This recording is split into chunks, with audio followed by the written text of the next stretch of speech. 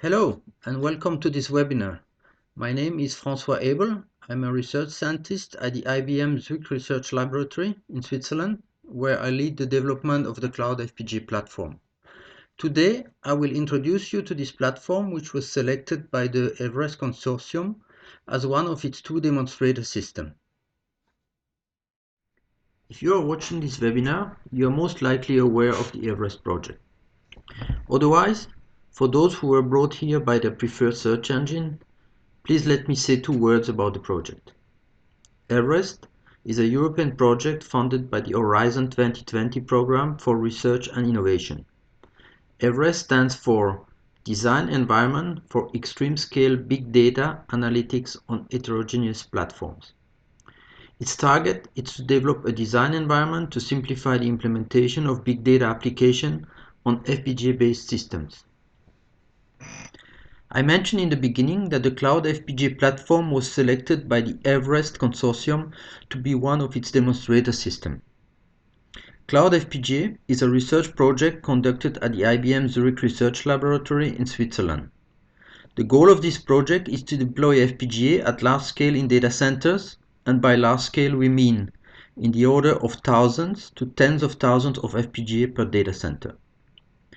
The picture shows one of the key enablers of such a large-scale deployment in data centers, namely the Cloud FPGA platform. This platform was designed from the ground up to provide the world's highest density and most energy-efficient rack unit of FPGAs. The agenda for this webinar is to introduce the Cloud FPGA platform, which will be used in the course of the EVEREST project. We will start by an overview of the two FPGA-based platforms targeted by the consortium. Next, I will describe the architecture of the Cloud FPGA platform, and I will talk about the value it brings to the EVEREST project. And section 3 will focus on how to develop an FPGA application with such a system, and I will exemplify it with a short demo. Last section will be on the summary. So let's get started with a quick overview of the EVEREST goals and the corresponding target platforms.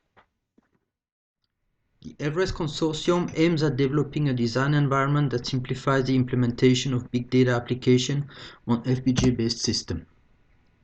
Among the goals of interest, we can mention the development of a compilation framework with three main thrusts: orchestration, HPC kernel acceleration, and machine learning support to enable the use of established machine learning frameworks. The system integration and validation of the workflow with three industrial applications: renewable energy prediction, air quality monitoring, and traffic modeling. There are other important goals such as virtualization and end-to-end security, but we will not address them in this presentation. Finally, the project workflow is expected to demonstrate its comprehensiveness by targeting two FPGA-based platforms, each with a different design paradigm. This figure gives a high-level overview of the conceptual difference between the two platform paradigms retained by the EVEREST consortium. On the left, you have the traditional bus attachment node, for example, one FPGA attached to a CPU via a PCI bus. On the right, we have depicted a new interconnection patterns observed in some recent data centers. In this attachment model, the FPGA are directly connected to the data center network and can be organized into virtual heterogeneous cluster of CPU and FPGAs.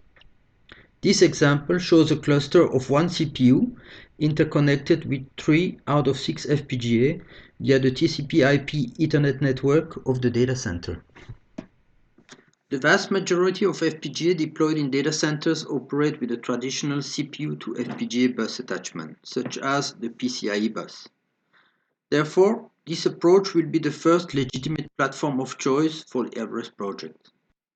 Many such FPGA cards are available from vendors such as Xilinx, Intel, Acronix, Bitware, Alpha Data, and many more. The form factor is similar to a graphic or a GPU card, and the deployment is CPU-centric, with the FPGA being operated as a coprocessor slave of the CPU. The main advantages include a performance boost of the offloaded application provided by the spatial parallelism of the FPGA architecture. With 99% of the deployment being built on this paradigm, you get access to a broad software ecosystem and a large community of developers. Finally, the use of off-the-shelf products grants you access to the latest and greatest available hardware without supporting the associated NRE costs. On the disadvantage side, we can mention the limited scalability of this approach imposed by the small number of PCI slots available within a server, typically 1 to 4.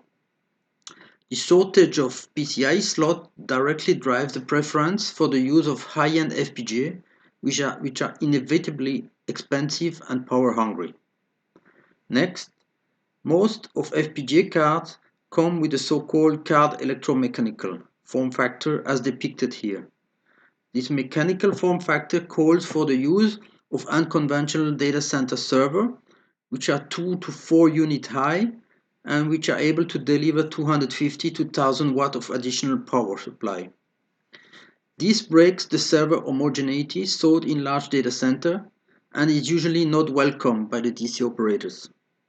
Finally, flexibility is hindered because the migration of a workload that involves a PCI accelerator is known to be challenging and is barely, if never, done. The network attachment approach can be subdivided in two major interconnection patterns. The case where the FPGA is placed in between the CPU and the network in a so-called bump-in-the-wire configuration, and the case where the FPGA is operated as a standalone network-attached accelerator. The advantage of the bump-in-the-wire includes wire speed network offloading, a domain where FPGA really shine, and the possibility for the FPGA to communicate with other FPGAs over the network. The bump-in-the-wire also comes with a CPU bus attachment and its associated drawback. You have only 1 or 2 FPGA per single or dual socket server. As a result, the preference goes again to a big and therefore expensive FPGA. All CPU nodes are expected to be equipped with the same FPGA to remain homogeneous. This means increased cost and power consumption for the CPU server nodes. This tight coupling with the socket server leads to proprietary hardware and software and its associated closed ecosystem. On the other hand, the standalone network attached model sets the FPGA free from the CPU via direct connection to the Ethernet network of the data center. This way, the number of FPGA deployed becomes independent of the number of servers.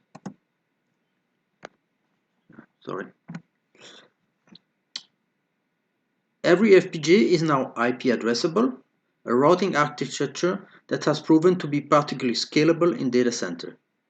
Interestingly, the homogeneity of the server is retained while the use of heterogeneous FPGA becomes possible. Unfortunately, this scheme is still a research niche, and its software ecosystem remains small. So, how will these two platforms be used? Well, remember, the target of the project is to develop a design environment that simplifies the implementation of big data application on heterogeneous platform. As such, the environment will be validated on a bus-attached FPGA-based platform as well as a network-attached based platform. We propose the following cartoon to summarize the use of the two platform paradigms. For a given unit of time, the expectation is to execute many more CPU equivalent workload with one or a few high-end FPGA, represented here by the big fish. We refer to the bus-attached platform as the scale-up acceleration approach. Next, we will refer to the network-attached platform as the scale-out acceleration platform or approach, because it allows for many more FPGA to be deployed. The expectation is now better energy efficiency and faster execution of a multitude of CPU equivalent workload with many more mid-range FPGAs. From now on, we will only focus on the presentation of the scale-out version, which corresponds to the Cloud FPGA platform. The The Cloud FPGA Platform is a research platform featuring 64 FPGA instances in a 2U high by 19-inch wide chassis.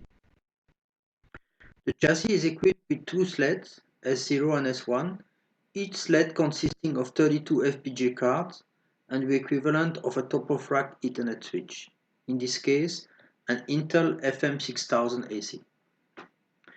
Each FM6000 interconnects the FPGA cards via 32 times 10 gigabit Ethernet links and exposes them to a higher level SPI network via 16 times 40 gigabit uplinks.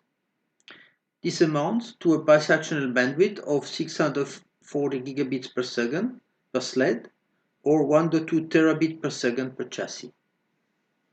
The Cloud FPGA platform was designed from the ground up with a hyperscale data center vision in mind.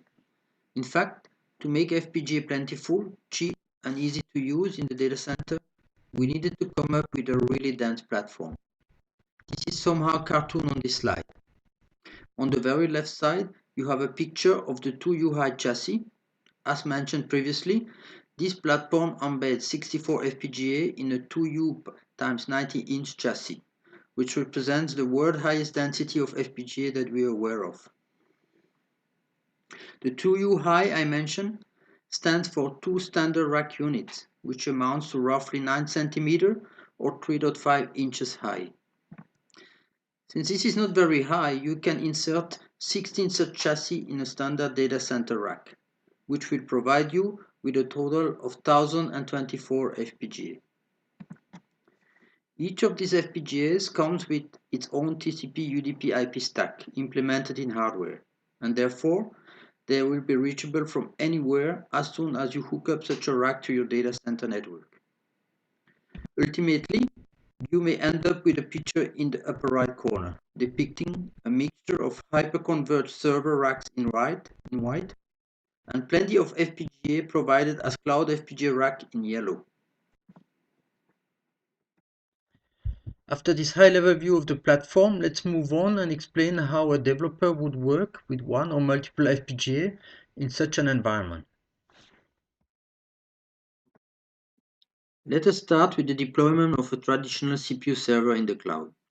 In such a case, a bare metal server, a VM, or a container are referred to as a resource.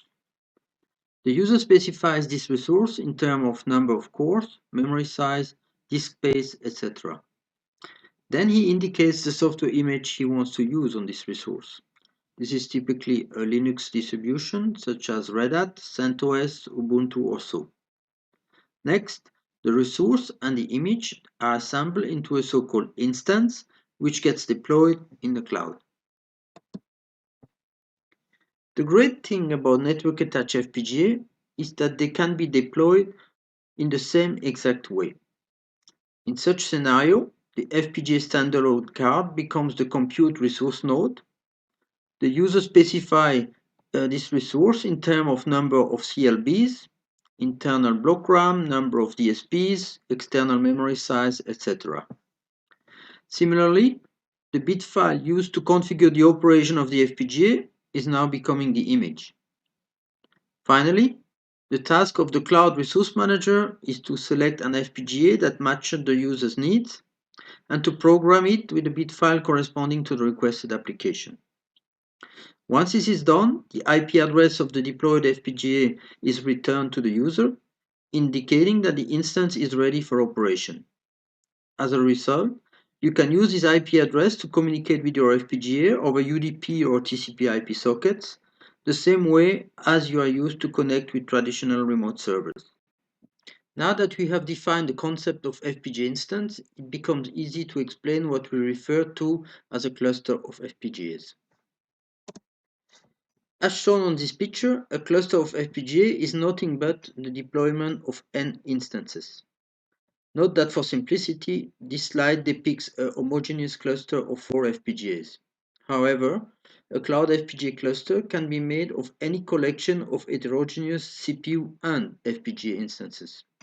At the end, it is the responsibility of the user or the application to set up these instances in a particular network topology, as we will see later in this webinar. A Cloud FPGA application is referred to as a role, and it is typically deployed using partial reconfiguration over the data center network. The various design flows for developing and deploying partial bitstream of such role application are presented in this figure. The leftmost situation depicts a user working remotely on its local desktop to develop his application and later deploy it on a single Cloud FPGA instance, represented here as a little yellow square box at the bottom of the figure. In this on-premise scenario, the user's desktop is expected to supervise the FPGA instance and to feed it with appropriate data and commands with respect of the application. The middle scenario shows a user developing on a virtual machine hosted in the cloud, and later deploying this application on multiple Cloud FPGA instances. Again, each instance is represented here as a little yellow square box. Spawning tens or hundreds of such FPGA is really fast and easy because the standalone and network attached nature of the Cloud FPGA instances. Indeed, network attached FPGA are operated standalone and they do not require a dedicated virtual or bare metal machine to be provisioned as it is the case with bus attached FPGAs. Finally, the rightmost column exemplifies a user who is deploying multiple VM as well as multiple clusters of FPGAs in the cloud. The figure shows two clusters organized in a pipeline mode and two clusters organized in a hierarchical tree-like topology. For the runtime environment, we propose a shell role architecture or SRA as depicted on this slide. The user application corresponds to the dark blue box of this picture and is called a role. The shell is represented in a lighter blue color. Its main task is to make users' life easier by abstracting the hardware components and exposing standard interfaces to the user. These abstracted standard interfaces are represented here in gray. With reference to a Linux operating system, you can think of the shell as a kind of privileged kernel that would be implemented in logic gates, while the role can be thought as a user space application counterpart, in our case, also implemented in logic gates. Finally, one of the major differences of the Cloud FPGA approach compared to other shell role architecture proposals is the fact that the application role is defined as a partial reconfiguration bitstream and that it is delivered for configuration at runtime over the 10 gigabit Ethernet network. So, how do you develop a role application to run on the Cloud FPGA platform? As of today, the smoothest path is to start from a C++ code. You can also use a hardware description language such as VHDL or Verilog, but we will not discuss it here. Instead, if you develop your application in C++, you can leverage the high-level synthesis flow depicted here in green. First, you need to decide for a specific shell to work with and to interface to. Our Cloud FPGA development kit provides different types of shells for this purpose. Depending on the selected shell, you will be able to deploy your application as a partial bitstream or as a static bitstream. The pairing of a given role with a specific shell is automatically taken care of by the CFDK, which will generate the appropriate bitstreams to configure your various FPGAs. In this last section, we will use a simple Hello World example to demonstrate three things: the Cloud FPGA development flow, the interface with the Cloud Resource Manager, and the interaction with the deployed FPGA into the cloud.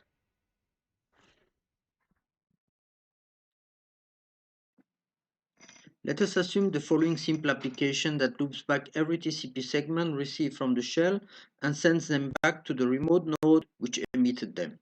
The same behavior is also applied to every UDP datagram received from the shell.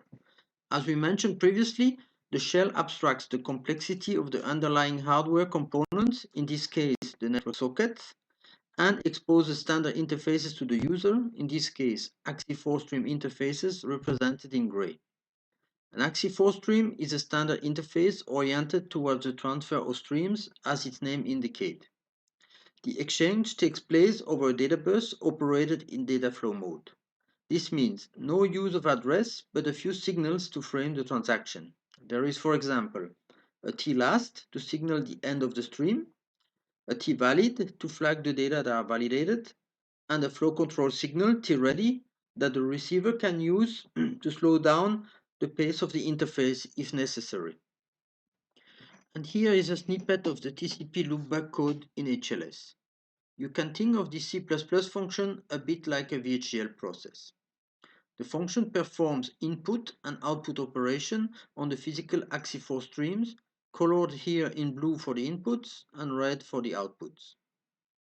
Every function can be augmented with HLS pragma directives to guide the C to RTL synthesis. In this example, there is an inline mode which is disabled and a pipeline mode which is enabled. The implementation of such a loopback boils down to a simple two-state finite state machine that performs the following three actions in parallel. If an incoming blue stream is not empty, then read the pending data, perform any meaningful processing on that data, and if the outgoing red stream is not full, then write the processed data to it. With respect to the previously presented flows, the HelloKL demonstration will cover the leftmost column number 1 of this figure. The setup of the demo is as follows. We will deploy a single FPGA. The host is located outside the ZYC2 cluster, which is the name of our on-premise cloud deployment. We will demonstrate the deployment of a static bit stream, which will be programmed via JTAG. So let's proceed with the demo. The code is available at GitHub under the organization called Cloud FPGA. At the time of recording, this is still under construction and most of the projects are in private mode, but we are about to move them to public very soon. So the hello KL is listed here. The convention for a Cloud FPGA project is that every project name is prepended by the three letters CFP for Cloud FPGA project. This helps us differentiate them. The structure of a Cloud FPGA project is usually a top that we use to assemble your application role and the shell. There might be a host repository if there is some host code to interact with the FPGA. Usually there is some environment settings, eventually a regression directory if the user has provided it. So once you have a business as usual, there's a README.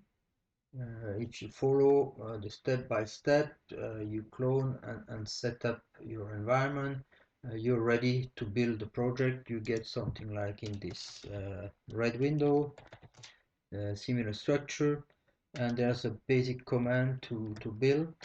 Make ARP. You can build various way. This will be monolithic demonstration because it's going to be a demonstration without partial reconfiguration. So you're going to build it the first time like this. Oh.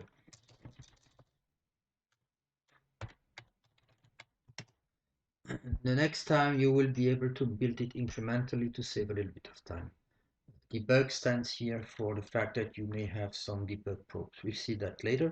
So you run that, you go for a couple of coffees. It's going to take like 2 hours the very first time. And it will create a bit file, which I have already done. So you don't have to wait. I can stop it here.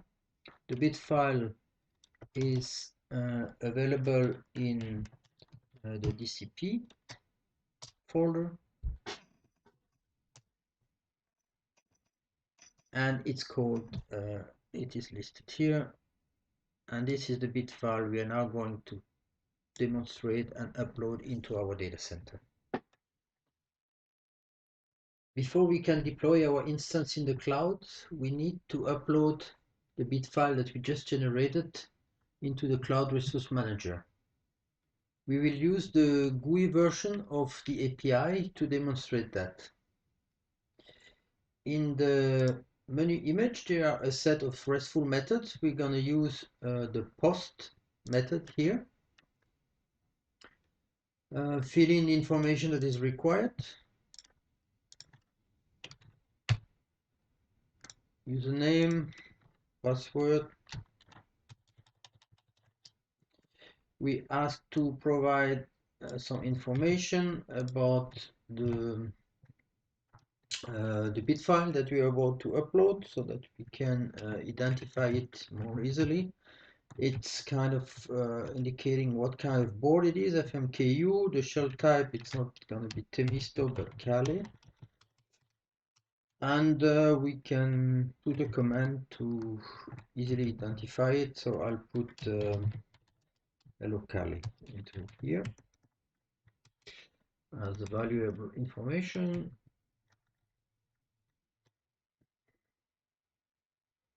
Then we need to select the bit file that we just created,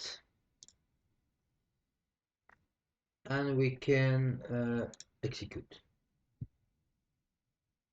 So this is now the response body of the server. It contains some valuable information like date of creation of that file, the name we used to which bit file name we used, the owner of this bit file, and what is however of interest to us is the ID that was given to that bit file. So I'm going to copy it and we're going to use it to create our instance in a moment. Now that the server knows our bit file, we can request to deploy an instance. Again, with the method post for creating an instance. We provide again file information, default, and here comes the image ID that we just retrieved during the previous post, and we can go and execute. After a minute or so, we get the following server response. The image was successfully deployed. The FPGA was allocated slot number 10. The IP address is 10.12.291. It took 73 seconds, out of which 20 to boot the FPGA and 32 seconds to program over JTAG. I'm going to record this information so that later on when we want to do a ping or debug this card, we will remember it. So slot ID slot 10, IP address 10, 12, 200.91. We have no debug port for the moment, Kali, and then the image that was used. With that, we should be able to ping that IP address. So 10, 12, 200.91. Yes, it's alive, it is responsive.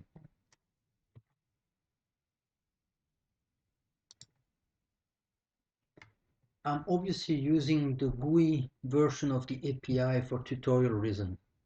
However, any of those methods can be inserted into the user code. This is, for example, what this Python equivalent script of the netcat is doing. If we look at this line, it is requesting the application of the FPGA, that is say the role, to restart every time the script is launched. This corresponds to this patch method here that says trigger app restart of this instance, which means please reset my role application but do not reset the rest of the FPGA. How is this done? Typically you have to, so here you see the Python message that is generated here. The idea is just you have to reproduce something like an HTTP request that looks like this, which you can exercise with the Swagger and find out the right pattern. And then this is exactly what the script is doing here. Let's go back for a moment to the place where the project was cloned. There's a directory there called XPR in which you will find the Vivado project as it was created by our script. If you launch Vivado on this file, I did it already to save some time, you get the usual Vivado environment that you are used to. So you can look at your chip power, detail timing, you can look at your device, look at your schematic, things you are used to. And anyhow, you used to be able to go in there in order to select the signals you want to debug. At least it's easier to do it this way. And this is what we are going to look at now if you want to insert debug signal and debug them remotely. By remote debugging, we mean a scenario a little bit like that. You have signals that you want into your design that you want to investigate. You have a trigger and maybe some script or whatever that you use to generate traffic, and then you want to trigger on it. In that case, the trigger happen at this position, and you want to debug your signals, look at them at different time, on different buses, correlate them, and so on. So in order to do something like that, you need to open your synthesized design and add a debug probe in there. Like for example, this probe 0 is a bus of 8 bits and it is flagged here with a debug. You have to put all your probes and then run the setup debug again and rerun your place and route. This will produce a new bit file and an additional LTX file which we'll be able to use for the debugging. Finally, we need a connection to the hardware server of the instance we want to debug. This can be done again via the GUI and specifically this get method. So what needs to be populated in there is the instance ID which we had saved here previously. So I'll put in and execute. The response of the server is now this one. And what is of interest here is this port number. We're going to use it to open a new hardware manager. Say open target, new target, next. And this is where we put it, that number. Next, next, finish.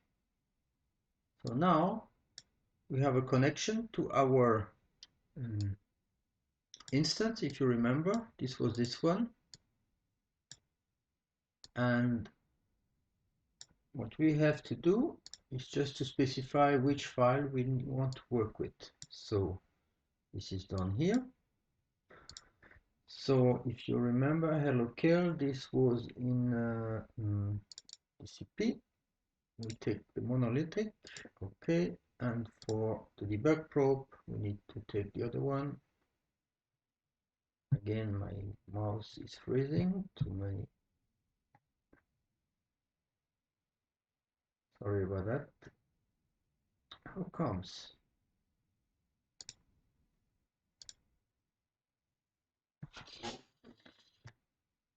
Et voila.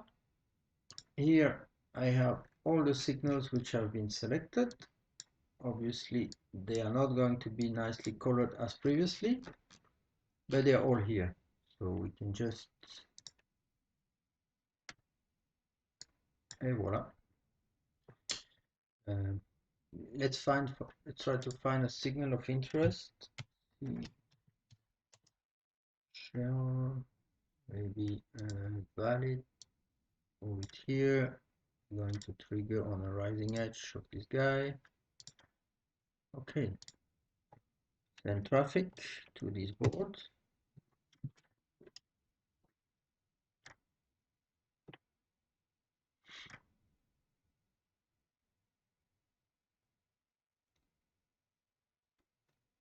Et voilà. Here we are. Just have to finish coloring if you want really all the signal, which makes them easier to work with. But basically we have access to the board ID number 30 with this IP address here, and yeah, we can debug so much. So we're going now to move to the rest of the presentation.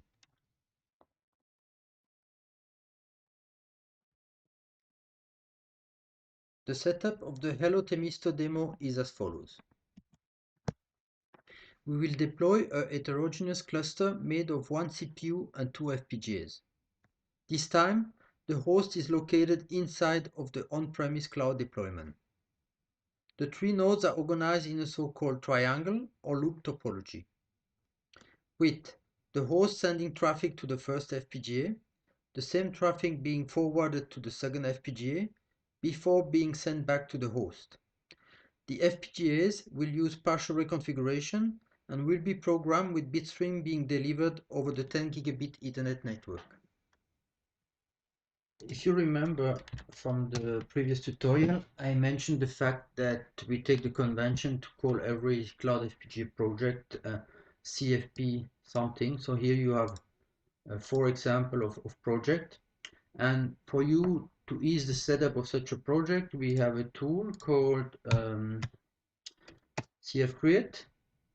This tool will allow you to create a new project or update an existing one. There are 3 options. You can create a fully new Cloud FPGA project. This is easy for beginners to use. If you have one and you change something, you can do some updates, like if you change paths and things like that. If there have been updates in the shell, you can upgrade to the latest shell with this command, or install some add-on which we are not going to cover in this tutorial.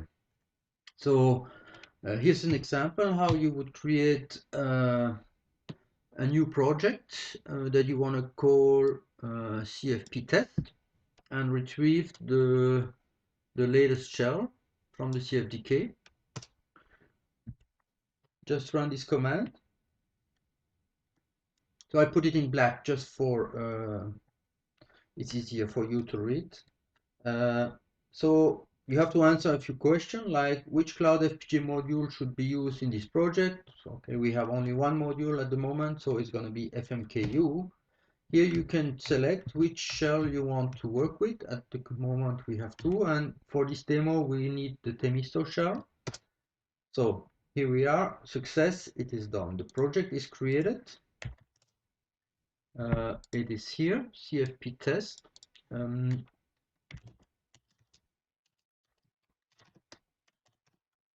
You find the regular structure, CFDK, the shell, environment setting, a top, and a role. In this case, the role is obviously empty because it's a new one. It's up to you to fit it in. So I'm going to use now, as for this demo, the CFP Hello Temisto, which is here, and structure is the same, except that now for the role we're gonna have 2 roles. Why is that? Well, remember the idea of this project is to run 1 VM and 2 FPGA, and we want to build a cluster. So we will have a specific role for the FPGA number 1 and another one for the FPGA number 2. This is not a prerequisite. It may be that all FPGA use the same role. We're going to demonstrate that, but if you have different role, it's convenient to have them in the same project. So this is what we're going to assume, like role number 1, role number 2. Operating a cluster of FPGA with partial reconfiguration is going to add 2 levels of complexity.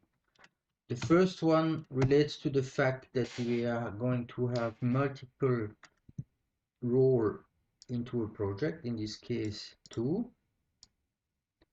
And the other one comes from the fact that we are going to assemble static shell together with partially reconfigured roles. And these two entities will have to be mapped pin to pin at this interface level. Otherwise, we have problems. We're trying to hide all of this complexity with a tool called SRA. This is a superset of the makefile we used for the first demo. It's a tool that helps you manage your project and build it. Three main options of interest here. You can update shell to check for the static DCP of the shell that you are using to make sure you have the right one with respect to the project and that you're using. You can configure your project to use the right role at a given moment, add a role or delete it, and obviously all the option to build your project either being monolithic or partial reconfiguration. So here's an example of, for example, SRA config show. It's going to tell you the role which are currently defined. So we have a message ring application role defined as role number 1 and an invert case ring app defined as role number 2. Currently there is an active one, which is this one. Before we're going to build a project, we want to make sure we have the right static shell. So we can do that by SRA update shell. I already ran it previously, and obviously we are up to date. Otherwise, it would just retrieve it for you. Then we are ready to build a partial reconfiguration.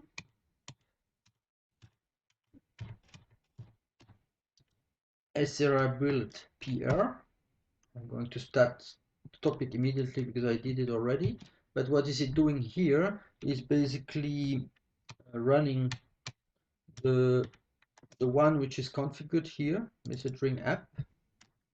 I could then, once this is done, configure another role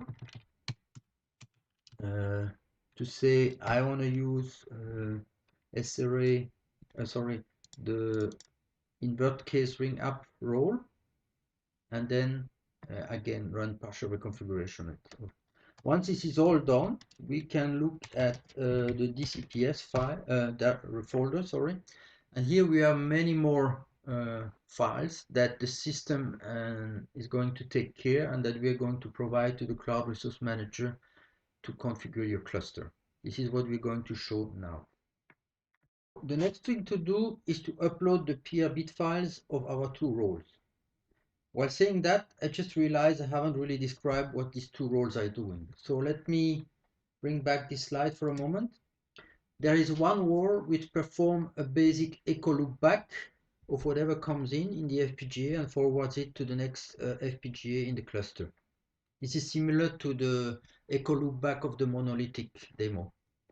We have a second role which takes whatever comes in and swaps the case of the data in the stream. So whatever is uppercase will turn into lowercase and vice versa.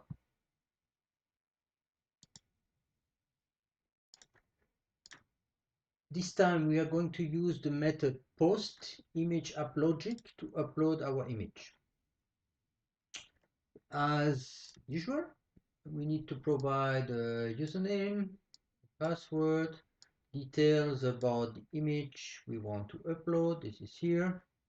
Then we need to provide the binary file of the partial bit file that we want to upload. This is called here bin. We need to provide a signature file corresponding to this binary file. This is the SIG. And finally, the result of a command, PR verify, that confirms that the correct partial bitstream is used with the right parent. This is the file report here, and we can execute. The result is 200, which is fine, everything correct. And what is of interest here for us is this hash, the ID of the bit file that we can copy for later retrieval. I did it already, so now I have two of them. Fine. I can quickly proceed and upload the second one by changing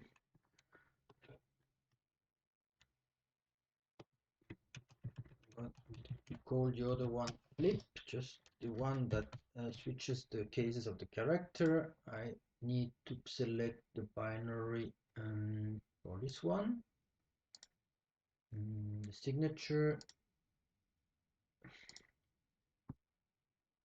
Okay, and the peer verify, which is this one.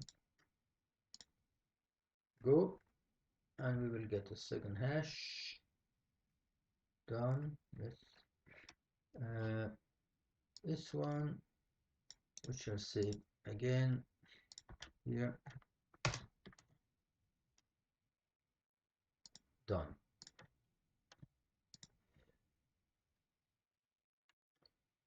Back to the slide deck one more time. This red pinky window and this Swagger are run on this machine located here outside of the ZYC2 premise, and since we said this is going to be run now from a VM internal to the ZYC2, I'm going to switch window here and start from this green background which corresponds to a machine inside the ZYC2 cluster. To deploy a cluster, we're going to use the post cluster method. We provide username, password, project name, and the detail of the cluster we want to deploy, depicted here. I start by the bottom. Node number 0 is the VM. It is a non-FPGA, so we flag it this way. The IP address of this VM is 10.12.253. For the first FPGA node number 1, we want to deploy this image. And for node number 2, we'll deploy the same image, which corresponds to the hash I had stored previously. So this corresponds to this image. We are going to have 2 times the same bit file. So whatever we're going to type in into this echo loopback will come back unmodified. And execute. This will take a little moment now because we have to first power on the FPGA before we can reconfigure them. So I'm going to cut the video and we'll continue right after.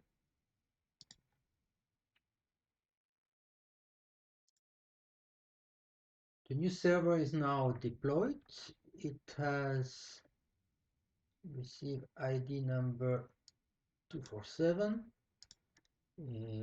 First FPGA is 74, second is 73. IP address are 10.12.213, 10.12.260, and we can see that the FPGA has been configured in 6 seconds. It took so long because we had to power on the FPGA for another 19.6 seconds.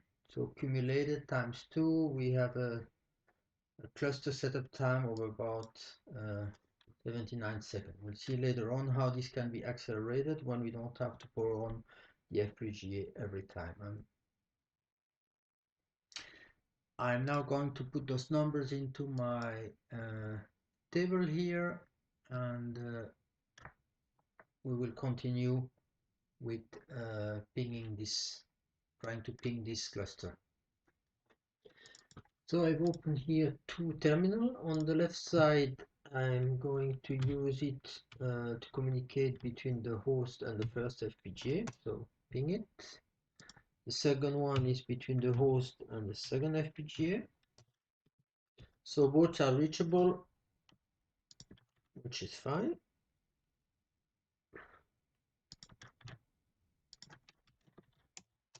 What we're going to do now is we're going to start a netcat in the left terminal so that we can type in some text, send it to the first FPGA. On the second terminal, we're going to listen what comes from the second FPGA, and now we should be able to send a string like hello Temisto, and it comes out on the other side.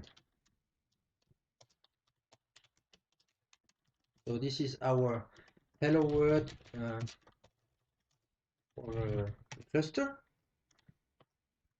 So excellent. So now we have shown the case where we have 2 times the same bit file. In the next run, I'm going to change the second bit file so that it turns the lowercase into uppercase and vice versa, and we'll see what happens. So I quickly recreated a new cluster. This is now 249. The 2-bit files, partial bit file, are now different. This is the one that does a simple echo, and this is the one that does echo with flipping the characters. The IP address are now different. So let's see what the netcat is giving us. So on the right, we are listening. On the left, we're writing. We type in whatever, hello world, and it seems to work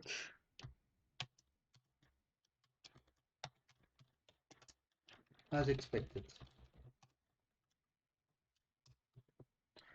So this has demonstrated the fact that we have 2 different bit files. Obviously, I could have used another menu,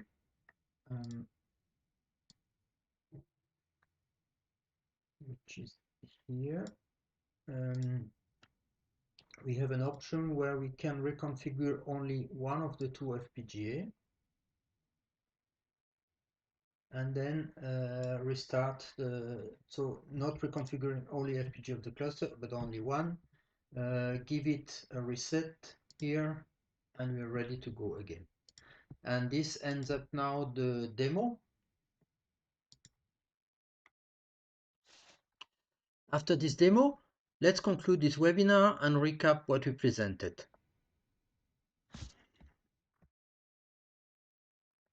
We presented the Cloud FPGA research platform used by the EVEREST project. The Cloud FPGA platform builds on the standalone approach that disaggregates the FPGA from the servers and sets the FPGA free from the CPUs. This is a key enabler for FPGA to become plentiful in data center. The Cloud FPGA also builds on the network attachment model, which makes every FPGA IP addressable. The scheme has proven to scale remarkably well in data center in the past. This is yet another key enabler for operating large clusters of FPGA in the cloud. Finally, the Cloud FPGA platform is also suitable for many of the cloud computing models out there, ranging from infrastructure as a service, platform as a service, microservices, as well as function as a service. With this, thank you for attending this webinar and have a good day.